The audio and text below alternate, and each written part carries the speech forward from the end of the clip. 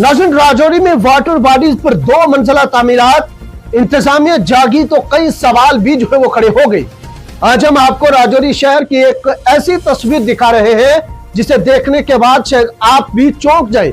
ये कोई आम जगह नहीं है, बल्कि वही मकाम है जहां चंद बरस कबल कई गरीब और मुतवस्सित तबके के लोगों के मकानात इस बुनियाद पर मिसमार किए गए थे कि राजौरी शहर को एक नई शनाख्त जो है वो दी गई है। बेला नाला के अतराफ जदीद तरक्की होगी, शॉपिंग कम्प्लेक्स जो है वो तामीर होंगे, लोगों को दुकानें मिलेंगी, रोजगार पैदा होगा, म्युनिसिपल कौंसिल को मुस्तकिल आमदनी हासिल होगी और शहर की खूबसूरती में इजाफा होगा। लेकिन आज तस्वीर कुछ और ही कहानी बयान कर रही है। इसी मकाम से एक और तल्ख हकीकत भी जुड़ी हुई है। इसी जगह पर यासिर जैसे बासलाहियत नौजवान का घर भी मुसम्मर किया गया था। वही यासिर जिसने बतौर चैंपियन बॉक्सर न सिर्फ जिला राजौरी बल्कि पूरे जम्मू कश्मीर और मुल्क के हिंदुस्तान का नाम भी कौमी सतह पर रोशन किया गया। उस वक्त इंतजामिया और मुतलका अदारों की जानिब से यह यकीन दहानी कराई गई कि यहाँ जदीद शॉपिंग कम्प्लेक्स, बस स्टैंड और अवामी मफाद के दीगर तरक्याती मंसूबे कायम किए जाएंगे, जिनसे हजारों लोगों को फायदा जो है वो होगा। मगर आज ना तो यासिर का घर वापस बन सका, ना वो वादे किए गए मंसूबे मुकम्मल हुए, जबकि इसी मकाम पर निजी तौर पर 2 मंजिला कमर्शियल तमीरात खड़ी होती रही हैं। ऐसे में एक बड़ा सवाल ये भी पैदा होता है कि अगर अवामी मफाद के नाम पर एक कौमी सतह के खिलाड़ी का घर गिराया जा सकता था, तो फिर बाद में चंद अफराद को उसी मकाम पर तमीरात की सहूलत आखिर किस बुनियाद पर दी गई है? क्या कानून सबके लिए बराबर है या फिर उसकी इतलाक का मेयार मुख्तलिफ है? सरकारी मंसूबे तो आज तक मुकम्मल ना हो सके, ना वो कम्प्लेक्स बने, ना वो रेवेन्यू आया, मगर इसी जगह निजी तौर पर 2 मंजिला कमर्शियल तमीरात तकरीबन मुकम्मल होने के करीब पहुंच गए। जब दूसरे मंजिल की छत जो है वो डालने की नौयत आ गई, तो अचानक जिला इंतजामिया हरकत में आई और तमीराती काम रुकवा दी। सवाल यह है कि अगर यह तमीरात गैर कानूनी थी, तो बुनियाद खोदने से लेकर दूसरी मंजिल तक पहुंचने में आखिर इंतजामिया कहां थी? जिला इंतजामिया ने अपने प्रेस नोट में कहा है कि इब्तदाई जांच में मालूम हुआ है कि यह जमीन पहले रेवेन्यू रिकॉर्ड में गैर मुमकिन रोहार यानी वाटर बॉडी या कुदरती नाला दर्ज थी और बाद में इसकी नौयत तब्दील हो गई है, जिसकी तहकीकात जारी है। अगर वाकई जमीन का रिकॉर्ड तब्दील किया गया तो यह तब्दीली रातों रात तो नहीं होगी। फिर आखिर किस दफ्तर में, किस अफसर के सामने और किसकी मंजूरी से यह सब कुछ होता रहा? अगर रिकॉर्ड में रद्दोबदल गैर कानूनी था, तो क्या सिर्फ तहकीकात काफी होगी या इसमें मुलव्वस अफसरान के खिलाफ भी फौजदारी कार्रवाई होगी?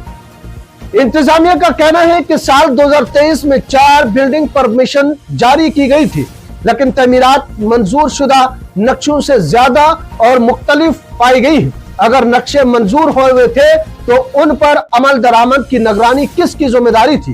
क्या म्युनिसिपल कौंसिल की engineering, building inspector, town planning wing और मुतलका अफसरान ने 2 साल तक एक बार भी मौका पर जाकर नहीं देखा कि तमीरात मंजूर शुदा नक्शे के मुताबिक हो रही है या नहीं?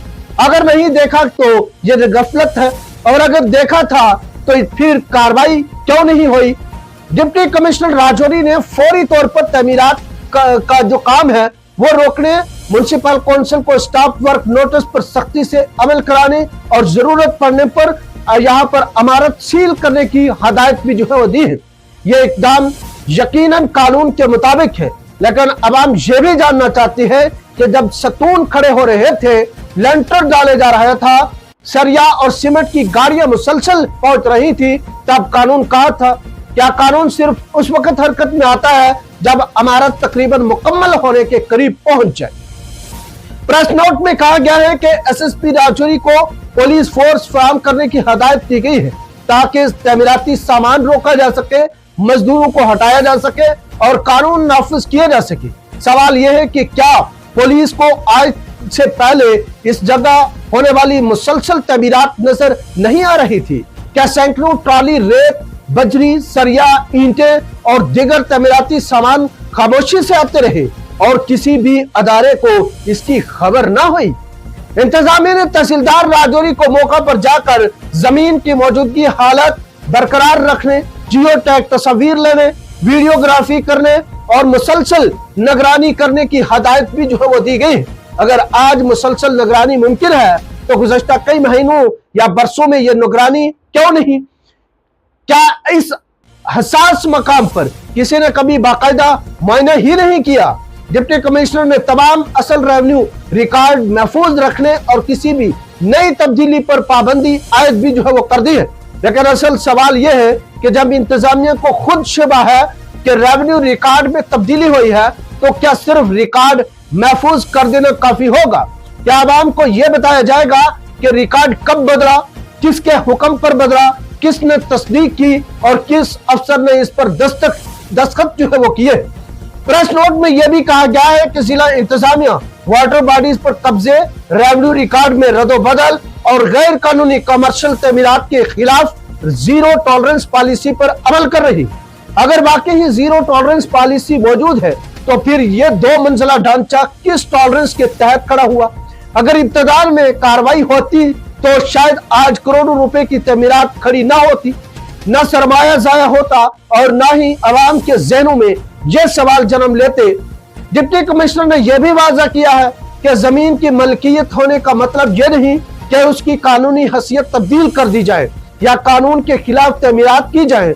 यह बात अपनी जगह दुरुस्त है, लेकिन अगर किसी शख्स ने इतनी बड़ी कमर्शियल इमारत तमीर कर ली तो क्या उसने ये सब कुछ बगैर किसी सरकारी इजाजत, बगैर किसी मायने और बगैर किसी महकमे की मालूमात के यहाँ पर कर लिया?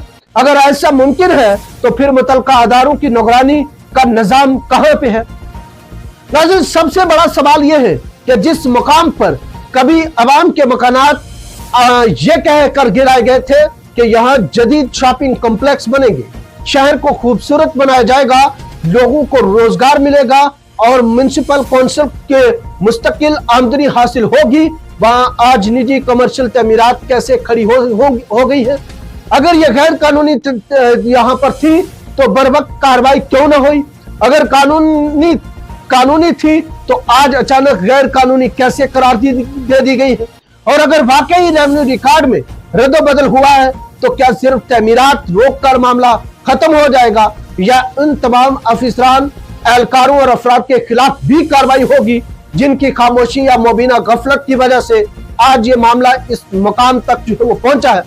यह रिपोर्ट सिर्फ इंतजामिया के मौक़िफ़ को नहीं बल्कि उन सवालात को भी सामने रखती है जिनके जवाब राजौरी की आवाम जो है वो जानना चाहती है।